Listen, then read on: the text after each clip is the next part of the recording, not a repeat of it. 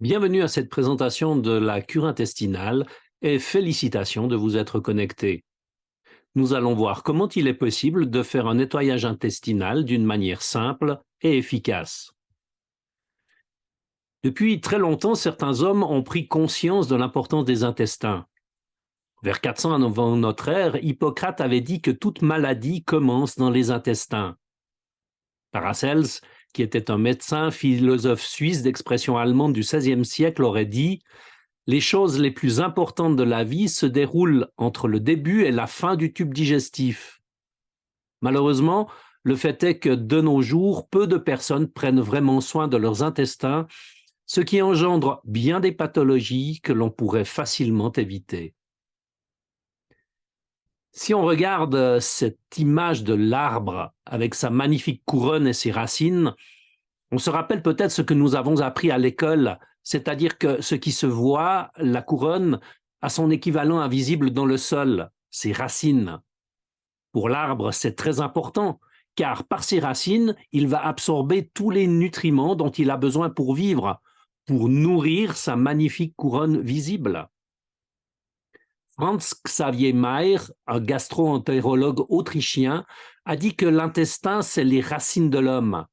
C'est une comparaison intéressante, car c'est là que nous absorbons notre alimentation, notre énergie, notre vitalité, tout ce dont nous avons besoin pour être en bonne santé. Si nous ne prenons pas soin de ces racines, en laissant des toxines et d'autres substances qui vont se coller contre nos muqueuses, contre les parois de l'intestin, nous ne pouvons pas être nourris correctement. Imaginez un arbre dans un sol argileux ou sec, il a plus de peine à prospérer. Bien sûr, la nature est très forte et d'ici à ce qu'il meure, il peut se passer du temps. Et pour nous, c'est la même chose. On peut vivre un moment avec un intestin en mauvaise santé avant d'en payer les conséquences. Aristote a déjà dit que la mort est dans l'intestin. Si nous ne prenons pas soin de notre intestin, nous allons flétrir comme une plante. À propos, comment fait-on avec nos plantes? On est à leurs petits soins, on les arrose, on leur donne de l'engrais, on fait attention à la lumière, on fait attention à ce que tout soit en bonne quantité et qualité. Cela semble une évidence, même pour moi qui n'ai pas forcément la main verte. Mais comment prenons-nous soin de nos intestins? Nous mangeons beaucoup de produits nocifs comme des protéines animales, de l'alcool, de la nourriture industrielle. En plus de cette chose omniprésente et très nocive pour nos intestins, le stress. Voyons une vidéo qui va illustrer le parcours des aliments dans le tube digestif.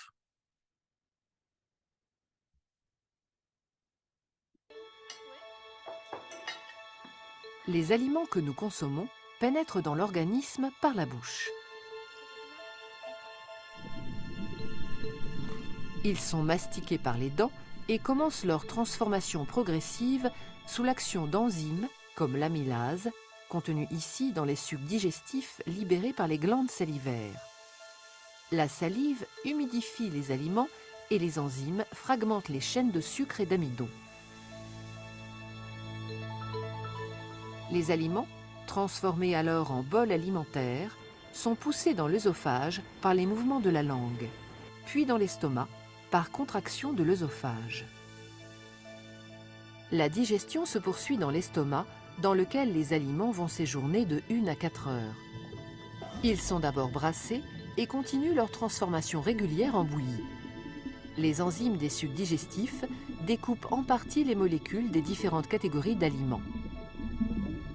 C'est dans l'intestin grêle, cylindre de 7 à 8 mètres de long, que se forment les nutriments. Glucose, acides gras et acides aminés, directement assimilables par l'organisme.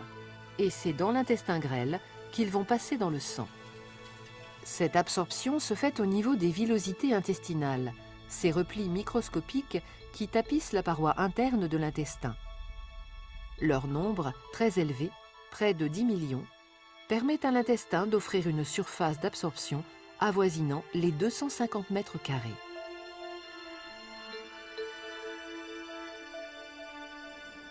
Les aliments non digérés passent dans le gros intestin et sont poussés à l'extérieur de l'organisme, au niveau de l'anus. Ce sont les nutriments, qui proviennent, comme on l'a vu, de la digestion des aliments, qui vont fournir l'énergie aux cellules du corps et permettre le bon fonctionnement des organes. Ils constituent donc une source d'énergie libérée lors de réactions chimiques et convertie par l'organisme en énergie mécanique et thermique.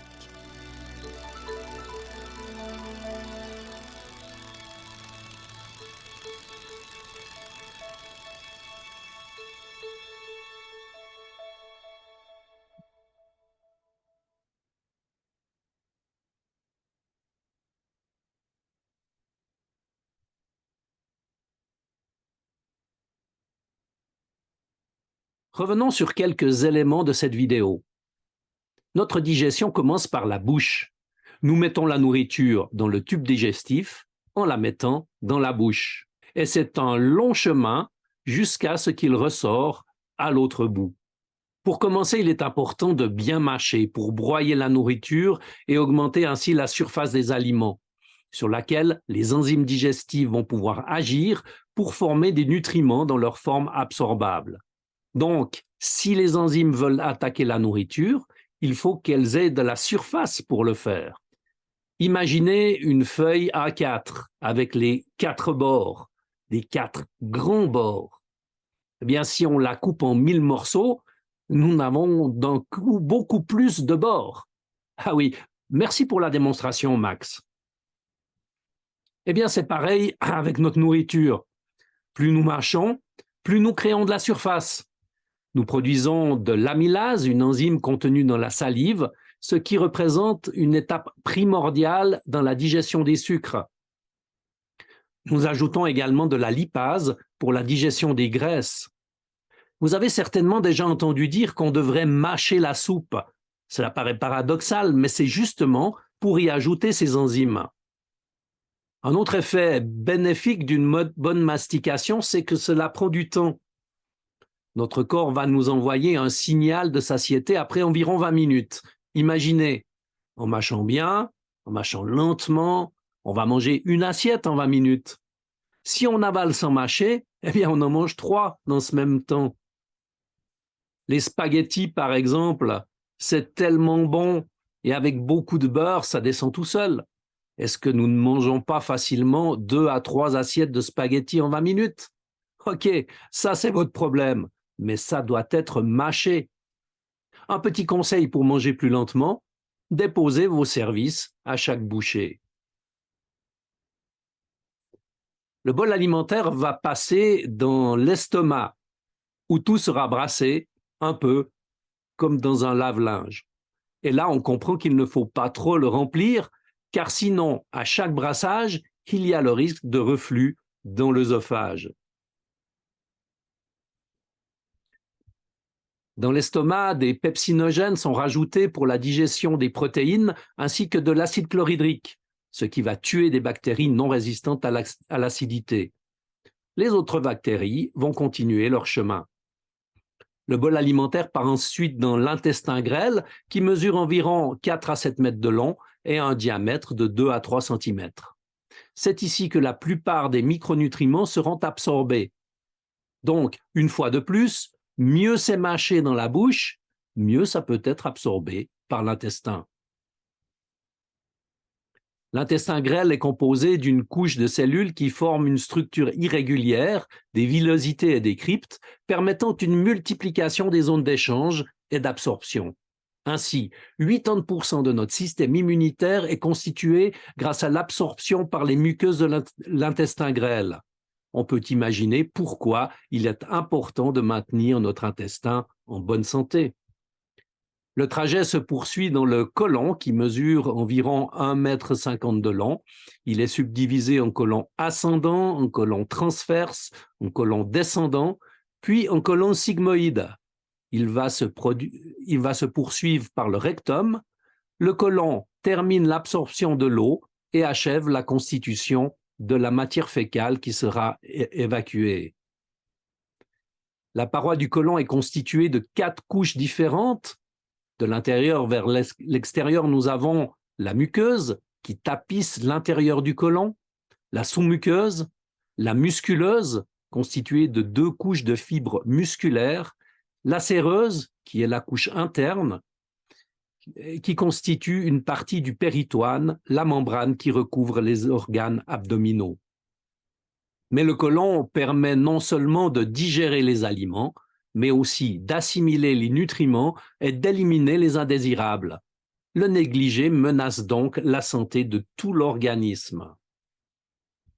Sur cette image, on voit en premier plan le côlon qui pèse normalement 2,5 kg. Il semblerait que des côlons jusqu'à 25 kg ont déjà été observés. Ce sont des côlons constipés, avec des restes de nourriture qui pourrissent et collent sur la paroi et sur les muqueuses. Parfois, on ne s'en rend pas compte car on va régulièrement aux toilettes. Ça n'empêche pas une muqueuse perturbée par des déchets. 1 à 2 nettoyages du côlon par année sont recommandés, même si on a un transit normal. Dans le côlon se trouve aussi notre flore intestinale. Ce sont des bactéries qui aident à digérer la nourriture. Et celles-ci doivent à leur tour être nourries afin qu'elles soient bien entretenues. Un problème intestinal peut se constater non seulement par des maux de ventre, mais aussi par des problèmes de peau, des boutons, de maux de tête, des migraines, troubles de la vision, maux d'articulation, fatigue, etc. Tout ce que nous mangeons, c'est notre connexion avec l'extérieur. On doit peut-être se mettre à imaginer un aliment qu'on a mangé avec plaisir. Mais fait-il autant plaisir à notre estomac et à nos intestins? Voyons maintenant 2 cas pratiques. Voilà Judith Oberle. Sur la photo de gauche, elle n'est pas enceinte, mais à chaque fois qu'elle mangeait, son ventre gonflait. Elle n'arrivait pas à s'en débarrasser. Pour finir, elle a fait plusieurs cures intestinales, de détox, une reconstitution de sa flore intestinale. Aujourd'hui, son ventre reste plat aussi après les repas. Dina, une jeune femme qui avait une forte acné, après plusieurs cures d'intestin et de détox et un changement alimentaire, elle s'en est débarrassée. Merci à Dina et Judith de nous permettre de montrer ces photos. Vous pouvez effectuer cette cure également en cas de diverticulose, tant qu'ils ne sont pas enflammés. Les diverticules sont des poches qui peuvent se former dans l'intestin où des selles peuvent s'y accumuler. La cure peut vider ces poches et aider l'intestin à reprendre sa forme normale. Mais s'il y a inflammation, diverticulite, il faut d'abord traiter l'inflammation. Nous travaillons avec les produits de l'entreprise Life Plus. La cure intestinale n'a pas été créée par Life Plus, mais nous avons choisi de travailler avec leurs produits pour cette cure. Life Plus a élaboré des synergies de micronutriments très efficaces.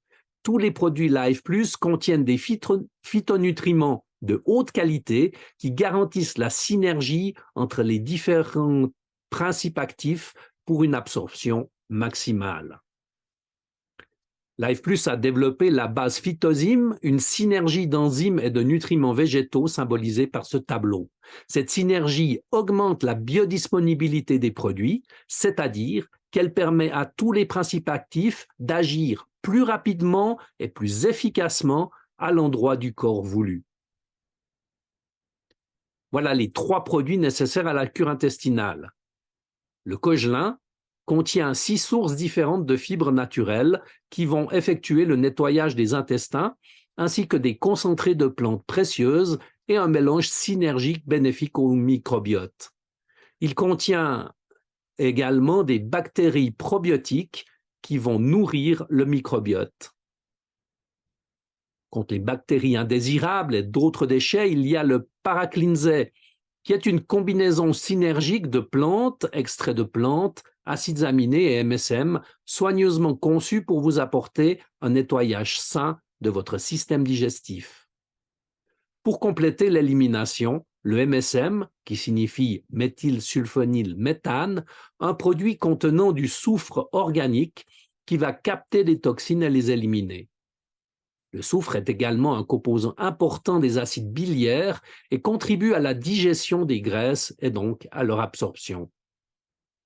Pour renforcer l'effet de la cure, il est important de se nourrir légèrement, est de boire beaucoup. Vous recevrez un plan qui vous aidera à bien entreprendre cette cure et bien évidemment, vous avez un accompagnement gratuit et personnalisé durant toute la cure. Si vous avez des questions, vous pouvez toujours appeler la personne qui vous a parlé de cette cure. L'aloe vera caps est une synergie d'aloe vera et de L-glutamine et de glycine. Cette synergie va permettre de calmer les inflammations des muqueuses des intestins, de renforcer la paroi intestinale et de booster le système immunitaire.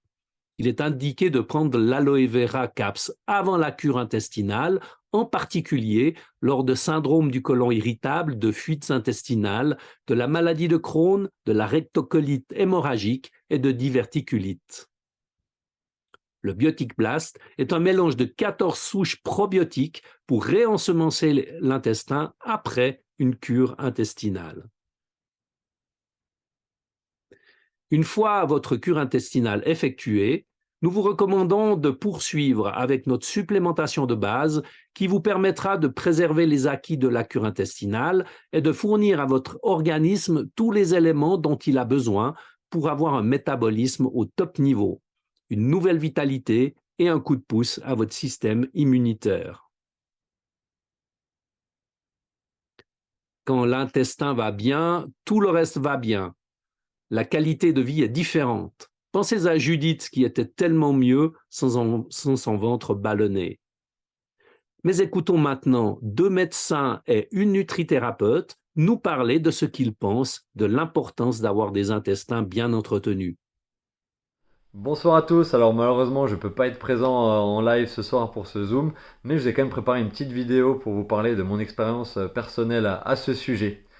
Moi c'est Maxime Herbard, je suis médecin généraliste en Alsace et je parle énormément de nutrition à tous mes patients pratiquement. Peu importe la raison pour laquelle ils viennent, bien souvent la nutrition j'estime que ça joue dans leurs problématiques. Alors bien souvent je leur propose également de faire cette cure des intestins parce que je trouve que qu'elle est géniale et ça peut aller de problématiques très graves et très importantes telles que des maladies chroniques de l'intestin par exemple, mais sans aller dans ces extrêmes pour des petits soucis digestifs et des inconforts quotidiens qui embêtent quotidiennement ces patients. Pour là aussi, ça peut les aider et je leur propose ces petits soucis du quotidien. Ça peut être des ballonnements, de la constipation chronique et ça peut également être, pour certains, une problématique de prise de poids. Certains n'arrivent pas à prendre du poids malgré qu'ils mangent des fois n'importe quoi et au fast-food ou autre et ils n'arrivent pas à prendre de poids. Et ça, j'estime que ça vient d'un dérèglement du système digestif. Et donc, cette cure des intestins propose et permet de rééquilibrer tout ça. En fait, pour moi, tous ces petits symptômes, c'est le reflet d'une mauvaise santé du système digestif. Et donc, c'est pour ça que je trouve que la cure d'intestin est très très intéressante parce qu'elle permet, pour moi, trois choses fondamentales, qui est de réparer la muqueuse digestive, de nettoyer les villosités intestinales en profondeur et de nourrir tout cet environnement et tout ce microbiote intestinal qui est si important et fondamental pour nous. Et c'est ce qui permet, en complément d'un changement alimentaire aussi, je leur parle beaucoup de nutrition et de mieux manger, suite à cette cure, avec ce rééquilibration alimentaire et les compléments alimentaires qui permettent toutes ces actions bénéfiques pour l'intestin, et ben c'est ce qui est fondamental pour moi pour prendre soin de ce qu'on appelle bien communément notre second cerveau. Voilà, merci à tous, bon week-end et bonne soirée à vous. Au revoir. Voilà. Je suis Véronique Degaille, médecin généraliste installée en Alsace. Et la nutrition fait vraiment partie de mon quotidien, à tel point que je me suis spécialisée en nutrition, micronutrition, car je vois l'implication de toutes les pathologies actuellement chroniques qui sont en explosion dans notre système de santé liées à notre alimentation, souvent mal gérée, trop pauvre en fibres, comme disait Olivier, et avec beaucoup de gras, mauvais gras et de sucre. Tous les jours, je vois des gens dans mon cabinet qui ont des pathologies chroniques, des maladies auto-immunes, des dépressions chroniques, des maladies métaboliques, hein, que sont le surpoids, la dysbiose, les syndromes de fatigue chronique et également les enfants. Tout ceci prend un peu le lit dans l'intestin. On parle du syndrome d'hyperméabilité intestinale. Également, l'immunité. L'immunité trouve son origine dans l'intestin. Quand l'intestin est poreux, il va laisser passer de grosses molécules et on va avoir une réponse immunitaire à type d'allergie, d'inflammation, hein, que représentent les maladies de Crohn ou les rectocolites, mais aussi les maladies rhumatismales. Et donc, en tant que médecin généraliste, je suis tous les jours interpellée par ces gens qui ont mal au ventre, mais qui ne réalisent pas non plus que leur alimentation, comme on disait, Hippocrate disait, notre alimentation est notre première médecine. Et la nutrition, c'est le premier facteur de prévention et de correction des pathologies qui prennent naissance dans l'intestin. On parle de la dysbiose, un mauvais microbiote, et ce microbiote, par ses bactéries, facilite la synthèse par le système immunitaire intestinal d'éléments de défense aux différents types de germes pathogènes. Alors, germes pathogènes, ça peut être un traitement antibiotique, hein. Déjà pour un enfant, on va lui perturber son microbiote. Ça peut être aussi le stress, hein. On parle beaucoup du stress, la mauvaise alimentation, hein. Une dysbiose s'installe en 2-3 jours d'une alimentation à index glycémique élevé, donc ultra transformée et pauvre en fibres. Donc quelqu'un qui va manger au McDo régulièrement 3 fois par semaine, ben, on ne peut pas dire que son microbiote sera bien, hein. Donc je préconise beaucoup la prise en charge nutritionnelle avec les nutriments, les micronutriments, les compléments. La cure des intestins, elle est à faire. Pourquoi au début de l'hiver, à l'automne? Parce qu'on a une baisse d'énergie à ce moment-là, hein, comme la sève qui rentre dans les arbres, ben, nous on a aussi une baisse d'énergie et il faut préparer notre organisme pour l'hiver. Donc actuellement, on a une explosion déjà des pathologies nez qui coule, toux, rhume. Et ben, la cure des intestins, elle est vraiment à faire à ce moment-là, à l'automne, pour préparer notre immunité pour l'hiver. Elle est également à faire au printemps pour justement détoxifier le corps. En hiver, on bouge un peu moins. On a plutôt tendance à manger un peu plus gras, sauf si on fait vraiment très attention à son alimentation. Et donc, on a un peu encrassé notre organisme. Et donc, cela va permettre de détoxifier le corps. Et au printemps, c'est une très bonne manière d'être allégé après pour tout l'été. Oui, bonsoir. Alors, moi, je suis nutrithérapeute à Montreux, j'ai un cabinet et si je vois mes patients, je me pose toujours la question sur leur état de leur intestin. Parce que pour moi, un intestin en bonne forme, avec un bon transit et un microbiome riche est absolument primordial pour une bonne santé et pour rester en santé.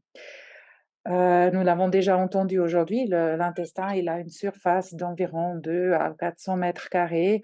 C'est une jolie surface d'une muqueuse sensible et efficace pour résorber les micronutriments, mais aussi pour faire barrière à toutes ces substances qui ne devraient pas entrer dans notre organisme. Et elle accomplit également une partie importante dans la neutralisation des toxines.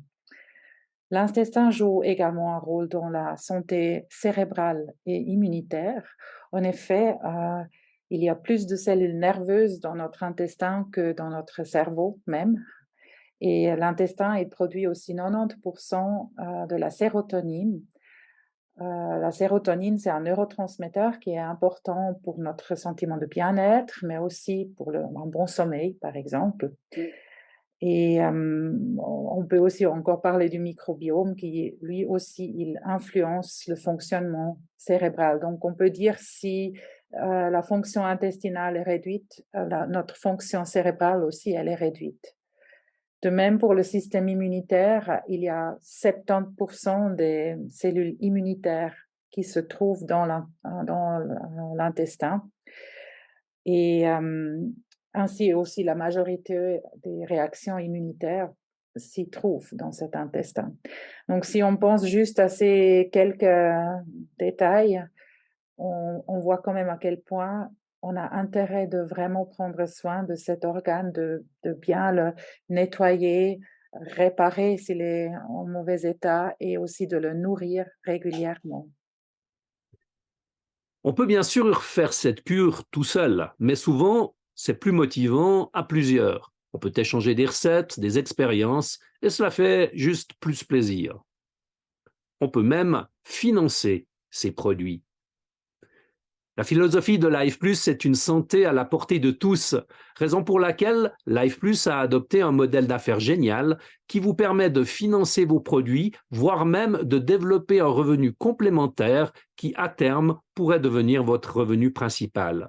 Renseignez-vous auprès de la personne qui vous a invité à ce Zoom ou assistez à notre présentation sur le concept Life Plus. Voilà comment bichonner votre intestin et préserver une bonne santé. Merci beaucoup pour votre attention. Et maintenant, si vous avez des questions, n'hésitez pas à les poser.